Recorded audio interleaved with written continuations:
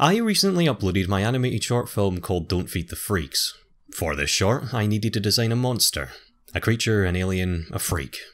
This video will cover my near 2-year process of designing my monster.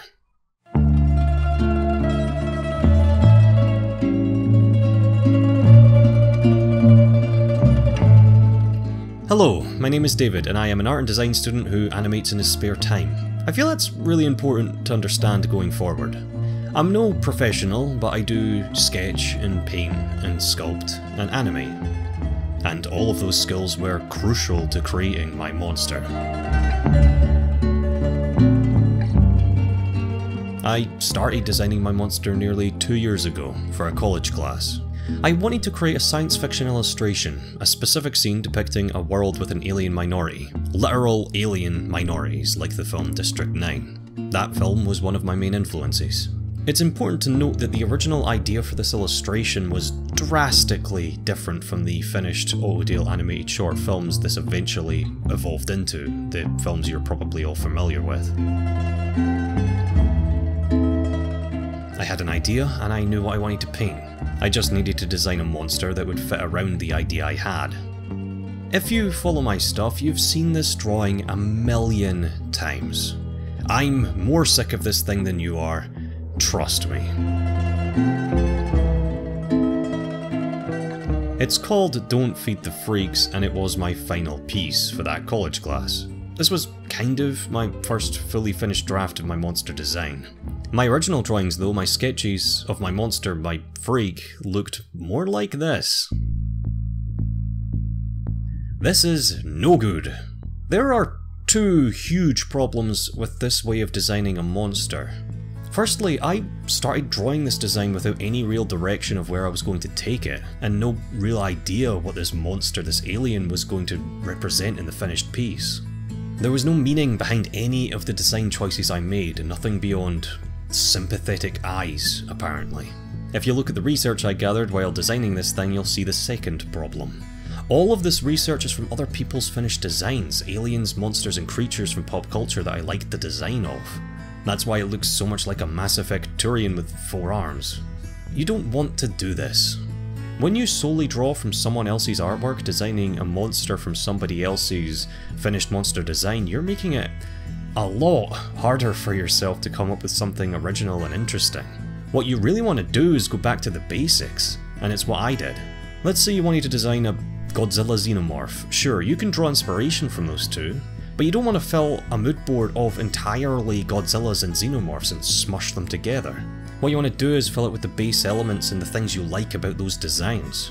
Fill it with reptiles and mountains, and fill it with insects and willies. Learn how all of these things work and look and design your design from scratch. You're going to have a far better chance of coming up with something legitimately interesting that way. Interesting and, well, phallic. Probably.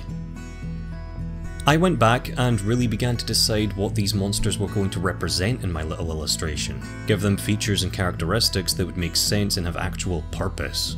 The illustration was supposed to be about perspective. The world shuns these freaks, they hate them, and they're minorities. Only through the innocent, unprejudiced eyes of a child can a big, scary, ugly monster in an alley be seen as something that could be empathized with, be seen as a person.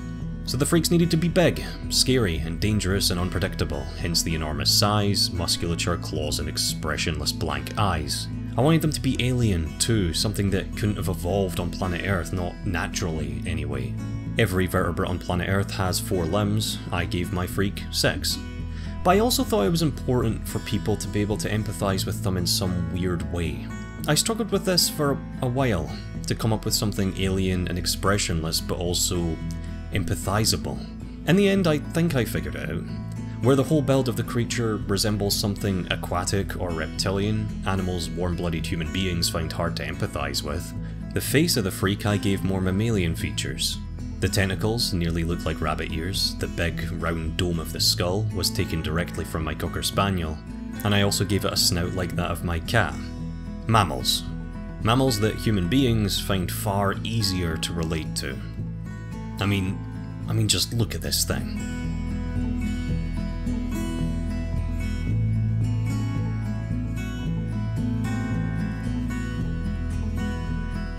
What came from this finished illustration was a string of animated short films, beginning with Being Pretty, then No Monsters, Children's Toys, and then finally, Don't Feed the Freaks. The freaks are alluded to in pretty much all of these shorts, but it wasn't until Don't Feed the Freaks where they actually appear. Because of this, when working on the animation, I had to go back and finalise my original year-and-a-half-old design. This is a 2D static image and I needed to make a full 3D animated model. I decided to create a full 3D maquette of the freak, a large detailed 3-dimensional clay sculpture to act as a final draft, that I would eventually base the 3D computer model to be used in the animation on.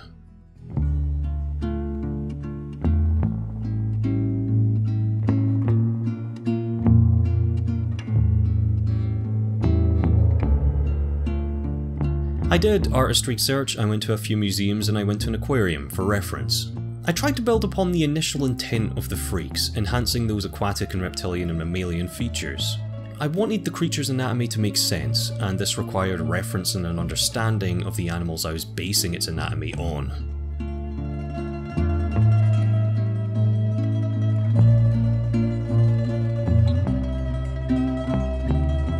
For the expressionless, alien and unpredictable side of the freak, I looked at eels and sharks and reptiles.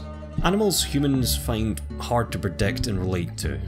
A lot of the surface textures of the sculpture are a mix of leathery shark or fish-like muscles and skin, especially on the back of the model. The coloration was taken directly from this catfish I saw. But some of the areas of the monster are scaly and saggy, like that of a crocodile or lizard. Again, cold-blooded, inhuman reptiles. The build is huge and hunched with large forearms, based on the intimidating build and bones of a gorilla. This skull is also loosely based on the surprisingly terrifying skull of a hippo, and the eyes are empty like that of an eels or sharks. With all of this research done, I finished and painted the sculpture and it served as great reference for the 3D model. The 3D computer model of my monster, my freak, was based directly off of my sculpture. Obviously, the design is forever changing, so there were bits and pieces that I tweaked here and there. Also, through the transition from fully 3D maquette to cel-shaded cartoon, a bit of the detail was lost or exaggerated. It wasn't so much about what my monster looked like at this point, it was about how my monster moved and behaved. I really put a lot of thought into how they would move. I thought about making them fast and dangerous, traversing the wastes like predators looking for prey. I thought about having them completely stationary, eerily staring from a distance, only moving when unobserved. But in the end, I drew from a lesson I learned earlier, that all definitive design decisions should probably serve a purpose and make sense to the theme of the thing I'm designing. I shouldn't make them fast or slow simply because it looks good or bad. Why are they fast or slow? The freaks in the short film and in the illustration represent normal people. They're just strangers and outsiders, they're just misunderstood and feared. People are unpredictable and strange, and strangers can seem expressionless and downright aimless to an observer. Impossible to understand.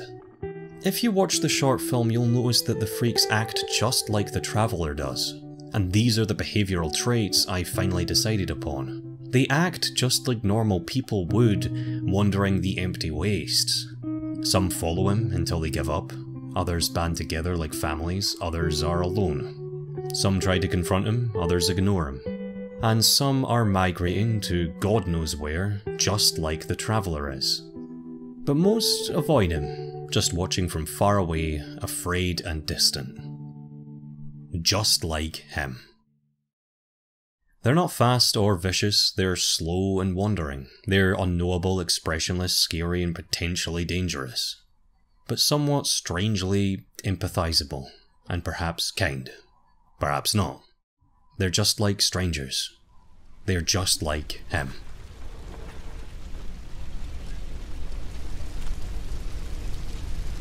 Sometimes I get the feeling they're as homeless as I am. I wanted to share this story, this video, because I learned a lot of important monster design lessons firsthand working on this creature design. From the freak's initial concept, to what they mean, to how they look, to how they move and act. And it was only through drawing, painting, sculpting and animating that I was able to explore all of these aspects of this design. I learned a lot, and I hope you learned something too.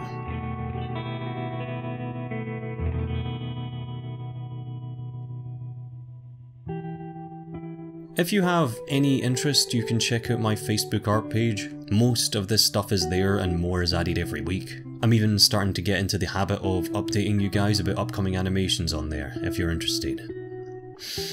Bye guys.